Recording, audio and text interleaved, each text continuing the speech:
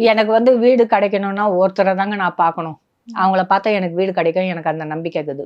யார சிஎம் தான். ஏன்னா சிஎம் காதுல பட்டு அவங்க என்ன சொன்னாங்கன்னா, ஃபோன் பண்ணி இருந்திருக்கிறாங்க எனக்கு. அன்னைக்கு அந்த கெலாட்டால ஃபோன் பண்ணி இருந்திருக்கிறாங்க. அந்த நேரம் வந்து எனக்கு சார்ஜர் கிடையாது. ஃபோன் சுவிட்ச் ஆஃப் ஆயிடுச்சு. நான் ஃபோனும் எடுக்கல.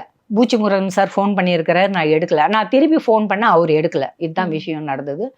ஆனா அவரு சிஎம் சொல்லியிருக்கிறாராம், "இவ்வளோ நடந்தது நீங்க ஏன் என் காது வரைக்கும் வரலையே?" அப்படின்னு சொல்லியிருக்கிறாரு அவரு. எனக்கு படல. நீங்க என்னன்றது அந்த அம்மாவை பாருங்கன்னு சொல்லிட்டு பூச்சி முருகன் சார்கிட்ட சொல்லியிருக்கிறாரு. அது வந்து வெளியால் சொல்லி தான் எனக்கு தெரியும். ஆனா எனக்கு தெரியாது. வெளியே சொல்லும்போது தான் என் காதுல பட்டது தவிர, அந்த அம்மாக்கு ஹெல்ப் பண்ணுங்கன்னு சொல்லிட்டு, நம்ம சிஎம் சொல்லியிருக்கிறாரு. எனக்கு இவ்வளோ நடந்தது எனக்கு தெரியல அப்படின்னு சொல்லிட்டு.